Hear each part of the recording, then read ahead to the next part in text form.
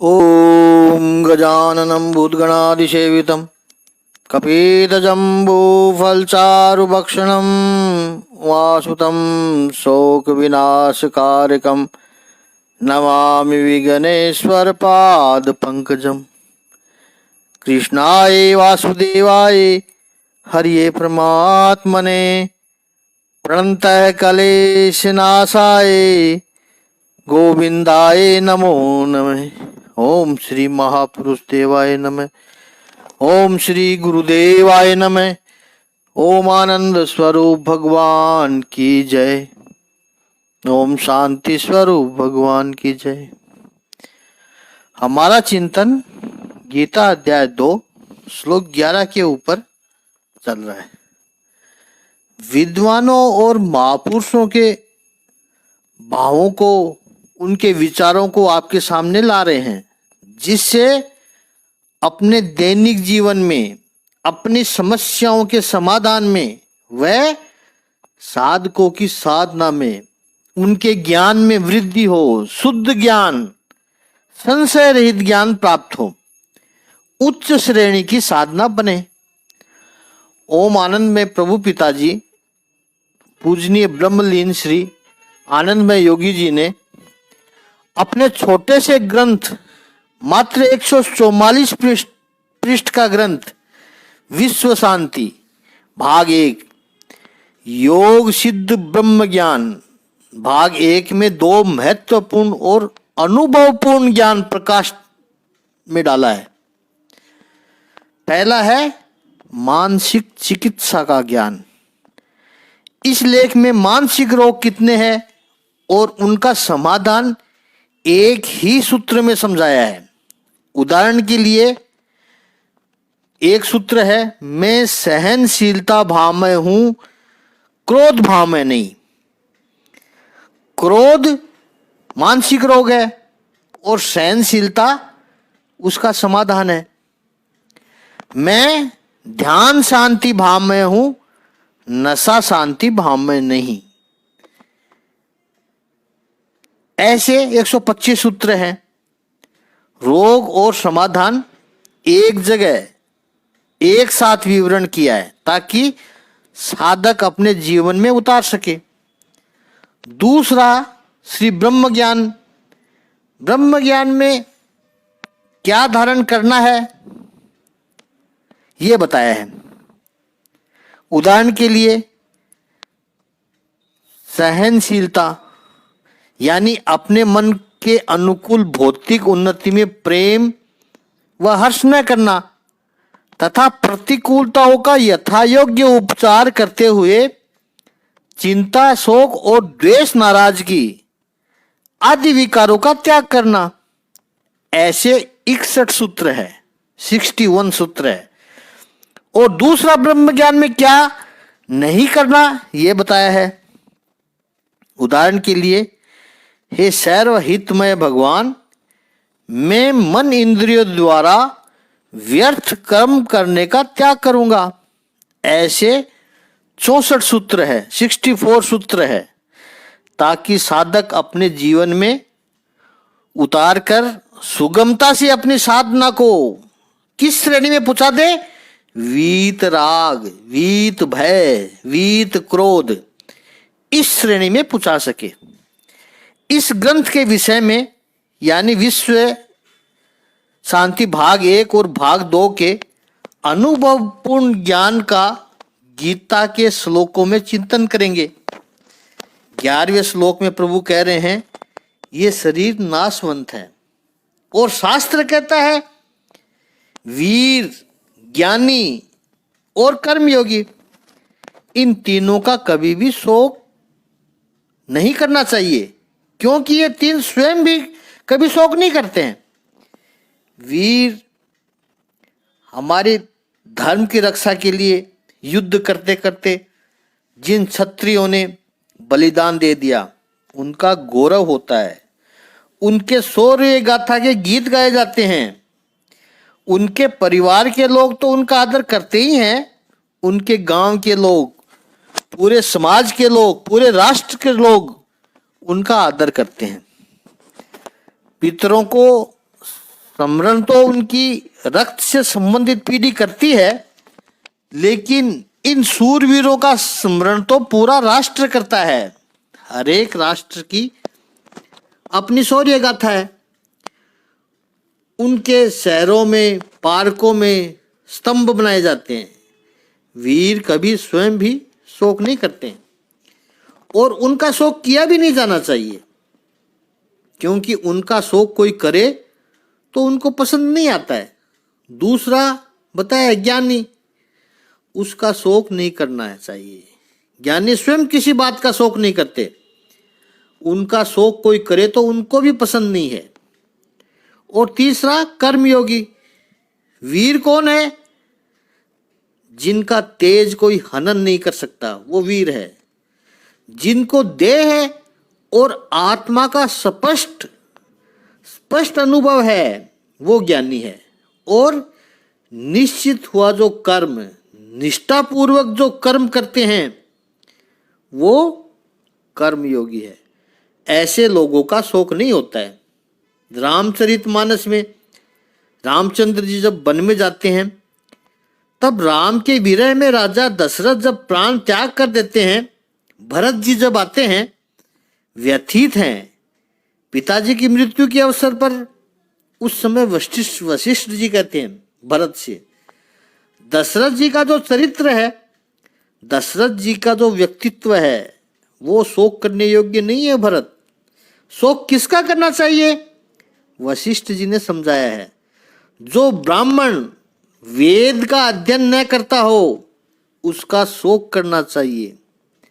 जो क्षत्रिय शौर्य भूल जाए, अपनी प्रजा को प्रेम न करे, उसका शोक करना चाहिए। जो वैश्य व्यापारी दान न करे, अपना कर्तव्य जो न निभाया है, वो समय समय पर न निभाए, तो उस वैश्य, उस व्यापारी का शोक करना चाहिए। शूद्र जिसका सेवा का भाव न हो, उस पर शोक करना चाहिए। दशरथ जी तो शोक करने योग्य है ही नहीं। दशरथ जी सूरवीर थे, ज्ञानी थे, कर्मयोगी थे। विश्व की कोई भी घटना शोक करने योग्य नहीं है।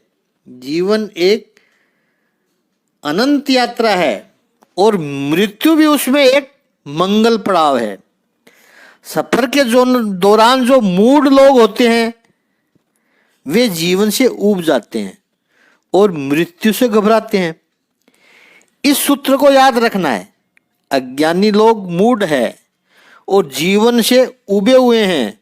उनसे पूछो कैसा चल रहा है, वो कहेंगे परेशान हूँ, दुखी हूँ, कोई खुशी नहीं है। भगवान कहते हैं मेरे पास आ जाना, चल। अरे प्रभु आप तो गंभीर हो गए, मैं तो मजाक कर रहा था। सब ठीक है प्रभु। ये मूढ़ लोग हैं, जीवन के बारे में शिकायत करते रहते हैं और मरने से घबराते हैं। लेकिन जो प्रज्ञावान है, पंडित है, वो सही अर्थ में ज्ञानी है, वो जिंदगी का उत्सव मनाता है, वो मृत्यु का स्वागत करता है, जीवन को एक विराट उत्सव की तरह मनाता है, जीवन के पल पल का आनंद लेते हैं और मृत्यु जब आए तो उसका सत्कार करते हैं, घबराते नहीं है।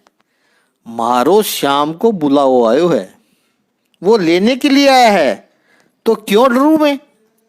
सामने से जाकर मृत्यु के मुंह में नहीं को गिरना है अपने को, लेकिन मृत्यु आएगी तो डरना भी नहीं है। जीवन को एक उत्सव की तरह मनाओ। जिंदगी भगवान ने दिया हुआ एक अमूल्य गिफ्ट है, उसमें अपना उद्धार करना है, परम पद को प्राप्त करना है, यह इसकी उपलब्धि है। भगवान कहते हैं श्रद्धा, प्रेम और विश्वास करो, मैं तुम्हारा परम हितैषी हूं। ऐसे भगवान की दी हुई गिफ्ट है जीवन। परम हितैषी की गिफ्ट का परम आनंद होना चाहिए। परमात्मा से यदि प्रेम होगा तो जीवन में आनंद होगा ही होगा।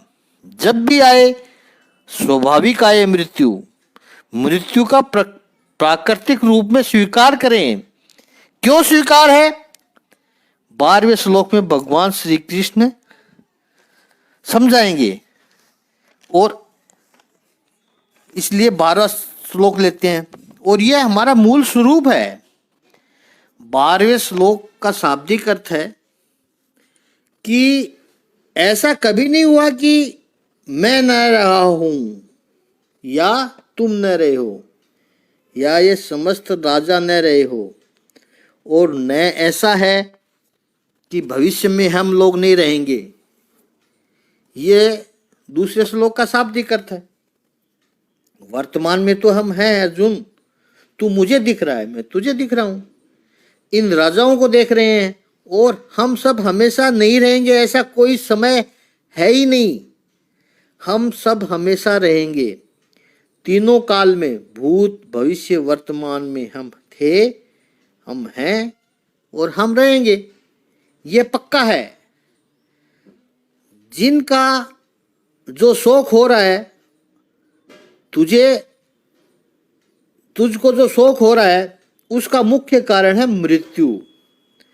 शोक को निरस्त करने के लिए, शोक को खत्म करने के लिए भगवान श्री कृष्ण ने इस 12वें श्लोक में सभी का अमृतत्व सिद्ध किया है, सनातनत्व सिद्ध किया है। हमारे भीतर जो मृत्यु के भाव है और अमर सत्ता है, उसके बीच का फर्क सही रूप से जानने की कोशिश करते हैं।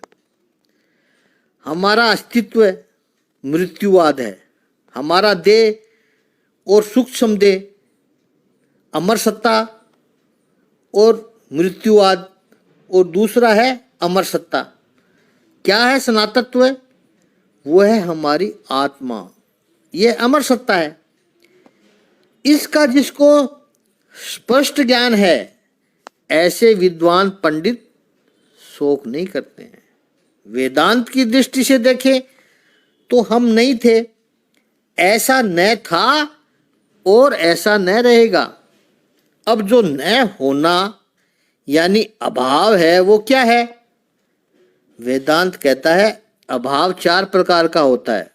प्राग अभाव, इसका अर्थ है उत्पन्न होने से पहले एक अभाव होता है। जैसे एक आदमी 70 साल का है, तो 70 साल पहले उसका वो शरीर नहीं था, हजारों लाखों वर्षों तक ये शरीर नहीं था। हमारे जन्म लेने के पहले तक ये शरीर नहीं था, तब तक इस शरीर का अभाव था। इसको कहते हैं प्राग अभाव। दूसरा है प्रध्वंसा अभाव। इसका अर्थ है आज नहीं, 70 साल के बाद जब इस शरीर की मृत्यु होगी, तब ये शरीर चला जाएगा। जब गतासून यानी प्राण चले जाएंगे, तब इस शरीर का अग्नि संस्कार कर दिया जाएगा, तब ये शरीर नहीं रहेगा। फिर ये करोड़ों वर्षों तक ये शरीर नहीं आएगा, वो तो जल गया, अग्नि संस्कार हो गया उसका। उसको कहते हैं प्रध्वंसा अभाव। इसको थोड़ा समझते हैं। प्राग अभाव और प्रध्वंसा अभाव। प्राग अभाव अनादि है, यह शरीर कब से नहीं था? हमेशा से नहीं था, जन्म से पहले तक नहीं था। प्राग अभाव का नाश हो गया। प्राग अभाव का नाश कब हुआ?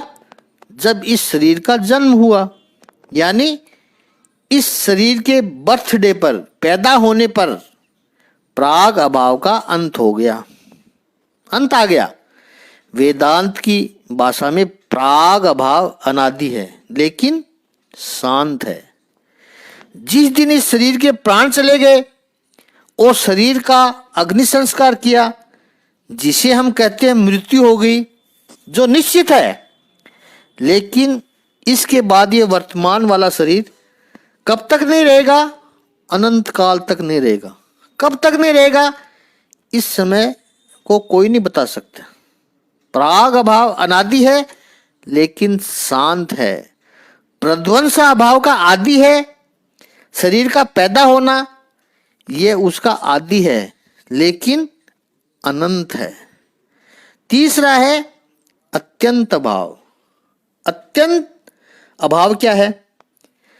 जैसे अपना शरीर, जिसको किसी नाम से भी जानते हैं, श्याम, मोहन, किसी भी नाम से हम जानते हो, यह शरीर अपने घर में बैठा है। इसका अर्थ यह एक स्थान पर है, इसके अलावा और कहीं भी अन्यत्र नहीं है। बाजार में नहीं है, पार्क में नहीं है, मंदिर में नहीं है, केवल अपने घर में बैठा हुआ है, इसके अलावा और कहीं भी नहीं है। इसको कहते हैं अत्यंत अभाव। और माननीय प्रभु पिताजी ने अत्यंत अभाव अपने ध्यान समाधि में जिक्र किया है कि शरीर और संसार का अत्यंत अभाव हो गया, वो यही अत्यंत अभाव है। और चौथा है अनन्य अभाव। इसका अर्थ ये शरीर, जिसको श्याम या मोहन के नाम से जाना जाता है, तो उसका अर्थ है कि यह शरीर यदि पुरुष है और प्रौढ़ अवस्था में है, इसका अर्थ यह है यह स्त्री नहीं है, बालक नहीं है, जवान नहीं है, बुढ़ा नहीं है। अनन्या मतलब अन्य कुछ नहीं है, अभी इस समय जो है वही है। यदि इस शरीर ने इस समय सफेद कुर्ता पहना है, तो इसका अर्थ लाल कुर्ता नहीं पहना, नीला कुर्ता नहीं पहना है, शर्ट नहीं पहन रखा है, केवल सफेद कुर्ता ही पहन रखा है। यह है अनन्या भाव। यह वेदांत के शब्द है। प्रागाभाव, प्रध्वंसाभाव, अत्यंत अभाव और अनन्या अभाव। भगवान भगवत गीता के 12वें श्लोक में कह रहे हैं कि अर्जुन, किसी भी प्रकार का अभाव, ऐसा कोई समय नहीं है जिसमें इस आत्मा का अभाव हो। न प्राग अभाव है, न प्रध्वंसा अभाव है, न अत्यंत अभाव है, और न ही अनन्य अभाव है। क्योंकि आत्मा हमेशा से है, उसको प्राग अभाव नहीं कह सकते हैं, आत्मा का नाश हो सकता नहीं है, इसलिए इसका प्रध्वंसा भाव भी नहीं है। आत्मा सर्वव्यापी है, सब जगह है, पूरी सृष्टि में है। कहने का आश्रय अत्यंत अभाव और अनन्य अभाव भी आत्मा में नहीं है। किसी प्रकार का अभाव आत्मा में नहीं है। जिस समय हम बोलते हैं, इसका प्रमाण क्या है? ऐसा बुद्धिमान लोग कह सकते हैं, प्रमाण मांगते हैं। तो ये प्रमाण कैसे पता चलेगा? किसी भी वस्तु का या व्यक्ति का होने में जो प्रमाण है, वही उसका न होने में भी प्रमाण होता है। इस सिद्धांत को थोड़ा और समझें। जो होने में प्रमाण है, वो ही न होने में भी प्रमाण है। ये सिद्धांत है। जैसे एक पौधे का पत्ता है, पौधे यानी मनी प्लांट का पौधा है, उसमें पत्ता है, यह मनी प्लांट के साथ जुड़ा हुआ है। इसका क्या प्रमाण है? पहला प्रमाण है, हम इसे देख सकते हैं, यह मेरी आंखों से दिखता है, इसलिए मैं कहता हूं कि यह पत्ता है, मनी प्लांट है। तो इसके न होने में भी क्या प्रमाण बनेगा? इस पौधे को, इस प्लांट को कमरे से हटा दिया जाए तो हम कहेंगे इस कमरे में यह मनी प्लांट नहीं है, क्योंकि मेरी आंख नहीं देख पा रही है। तो प्लांट के होने और न होने में प्रमाण क्या है? मेरी आंखें। जिन आंखों ने उसके अस्तित्व को स्वीकार किया, वही आंखों ने उसकी अनुपस्थिति यानी अभाव का प्रमाण दिया। यह दृष्टांत है। अब सिद्धांत को समझते हैं। मैं हूं कि नहीं, हमारी चर्चा तो यही है। जन्म मरण मैं हूं, वो कौन सिद्ध करता है? मैं ही सिद्ध करूंगा, मैं ही सिद्ध करता हूं। और मैं नहीं हूं, यह भी तो मैं ही सिद्ध करूंगा। इसका अर्थ, जिसको मैं होल्ड कर रहा हूं, यानी ये शरीर है तो मैं हूं, और ये शरीर खत्म हो गया, वो भी मैंने ही सिद्ध किया, यानी मृत्यु है तो ये सिद्ध कर दिया कि ये शरीर है, और मृत्यु हो गई तो ये सिद्ध कर दिया कि ये मृत्यु हो गई, ये शरीर नहीं रहा। तो ये सिद्ध किसने किया? मैंने ही किया। मन यदि आत्मा को समझ नहीं सकता है तो इसका अर्थ यह नहीं है कि आत्मा नहीं है। उसका अर्थ यह नहीं कि मन की क्षमता कम है, इसलिए वो आत्मा को नहीं समझ पाता।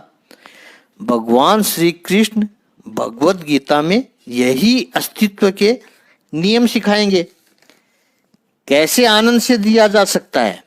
और ये अस्तित्व के सिद्धांत हमें पता चल गए तो फिर हम आसक्ति में नहीं पड़ेंगे, मोह में नहीं पड़ेंगे, फिर संकुचित मोह नहीं रहेगा, विश्व कल्याण का मोह जागृत हो जाएगा। उसकी बुद्धि केवल विश्व कल्याण की बात सोचेगी, सर्वहित भूते रता की ही भावना रहेगी।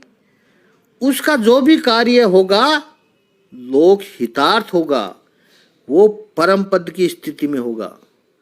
हमारे जीवन में दुख का दूसरा कारण है हम सबसे जुड़ जाते हैं, यानी राग और द्वेष हम करने लग जाते हैं, राग द्वेष करने लग जाते हैं। या तो किसी से चिपकते हैं या फिर किसी से दूर भागते हैं, चाहे हो व्यक्ति हो, वस्तु हो, कुछ भी हो। और यही हमारी अशांति का, विक्षिप्तता का, दुख का कारण बनता है। आगे प्रभु सांख्य योग और कर्म योग की बातें करेंगे, बड़ा विलक्षण ज्ञान होगा। इसका चिंतन हम कल करेंगे। ओम श्री सच्चिदानंद भगवान की जय। ओम श्री आनंद कंद भगवान की जय।